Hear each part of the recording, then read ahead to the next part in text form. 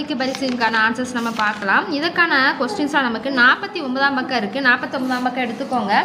First பாருங்கள், சரியான விடையை தேர்வு செய்து எழுதுக. அதில் மரப்பொந்து இச்சொல்லை பிரித்து எழுத கிடைப்பது ஆன்சர் மரம் கூட்டல் பொந்து.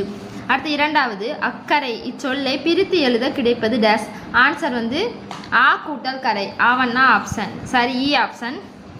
அடுத்து மூன்றாவது, 400 இச்சொல்லை பிரித்து எழுத கிடைக்கும் சொல் ஆன்சர் 4 கூட்டல் 100 ஆ ஆப்ஷன்.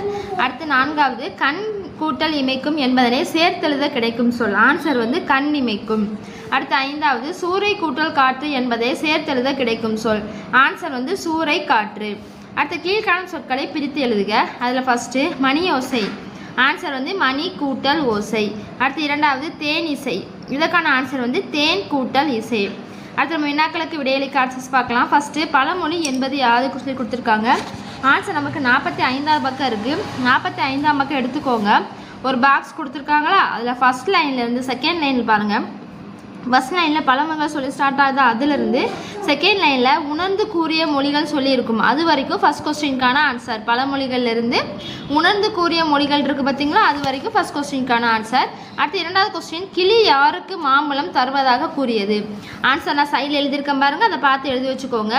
கிளி காட்டும் படம் உணர்த்தும் பழமொழியை கூறும் சிறுவர்களுக்கு மாம்பழம் தருவதாக கூறியது. கிளி காட்டும் படம் உணர்த்தும் பழமொழியை கூறும் சிறுவர்களுக்கு மாம்பழம் தருவதாக கூறியது.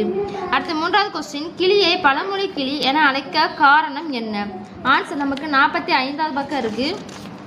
45ஆம் பக்கம் பாருங்கள், மேலேருந்து ஃபஸ்ட்டு 3ஆவது லைன் பாருங்கள், கிளின்னு சொல்லி ஸ்டார்ட் ஆகுதா, அதிலிருந்து அந்த பேரா முடிய வரைக்கும் குறிச்சிக்கோங்க. 3ஆவது கொஸ்டினுக்கான ஆன்சர் கிளியிலேருந்து அழைப்பார்கள் வரைக்கும் 3ஆவது கொஸ்டினுக்கான ஆன்சர். அடுத்து 4ஆவது கொஸ்டின் பாருங்கள், இப்பாடத்தில் நீங்கள் அறிந்து கொண்ட பழமொழிகள் எவை பழமொழிகளுக்கு ஆன்சர் நான் மொத்தம் 3 பக்கத்தில் இருக்குது, 46, 47, 48. இதுக்கு நீங்கள் என்னெல்லாம் எழுதணும்னா, நமக்கு ரெட் கலரில் கொடுத்துருப்பாங்க. இந்த பாடத்தில் 46ஆம் பக்கம் பாருங்கள், ரெட் கலரில் ஒரு லைன் கொடுத்துருக்காங்களா, யானை வரும் பின்னே மணியோசு வரி முன்னே, அது ஃபஸ்ட்டு. அடுத்து இக்கரைக்கு அக்கறை பச்சை சரிதானா, அது ரெண்டாவது. அடுத்து 47ஆம் பக்கம் ஒரு கொடுத்துருப்பாங்க, ஆடி காற்றில் அம்மியும் பறக்கும், அது எழுதிக்கோங்க. ஆளும் மேலும் பல்லுக்குருதி 4 2 சொல்லுக்குருதி அது வரும். அடுத்து காற்றுள்ள போதே தூற்றிக்கொள் அது வரும்.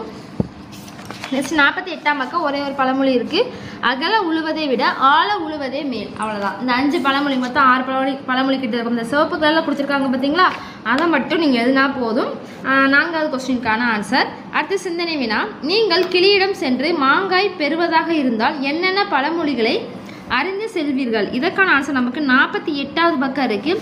48ஆவது பக்கம் அறிந்து கொள்ளும் சொல்லி கொடுத்து ஒரு பழமொழிகள் 10 பழமொழிகள் கொடுத்துருக்காங்க. அதில் ஏதாவது ஒரு 5 பழமொழி மட்டும் நீங்கள் எழுதிக்கோங்க, ஏதாவது ஒரு 5 பழமொழி, அதுதான் சிந்தனை வினாக்கான ஆன்சர். இப்போ நம்ம இந்த பாடத்தில் பழமொழிக்கு பரிசுங்கிற பாடத்துக்கான ஆன்சர்ஸ்லாம் பார்த்துட்டோம். நெக்ஸ்ட்டு அடுத்த வீடியோவில் நம்ம தப்பி பிழைத்தம்மான்னு சொல்லி கொடுத்துருக்கு. சாரி, இன்னும் கொஞ்சம் இதில் இருக்குது.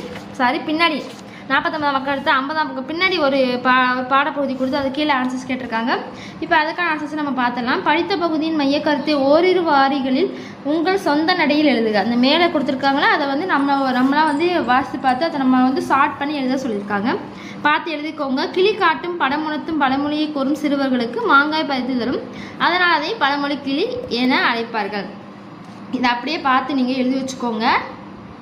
அடுத்து பாருங்கள், வண்ணமிடப்பட்ட சொற்களை சொல்ல கேட்டு எழுதுக. நமக்கு மேலே பார்த்தீங்களா சிவப்பு கலரில் கொடுத்துருக்காங்களா, அது எல்லாத்தையும் ஒவ்வொரு கோடிட்டுலையும் நம்ம எடுத்து எழுதணும். அதே ஆன்சரை பார்த்து எழுதி வச்சுக்கோங்க. பழையனூர் தோப்பில் மாங்காய்கள் சிறுவர்கள் வருவார்கள், மரப்பொந்திலிருந்து பழமொழி மரத்திலிருந்து ஆசையாக எழுதிக்கோங்க. இப்போ நம்ம இந்த படத்துக்கான ஆன்சர்ஸ் பார்த்துட்டோம். நெக்ஸ்ட் அடுத்த வீடியோவில் தப்பி பிழைத்தம்மான்கிற துணை படத்துக்கான ஆன்சர்ஸை அடுத்த வீடியோவில் பார்க்கலாம். தேங்க்யூ.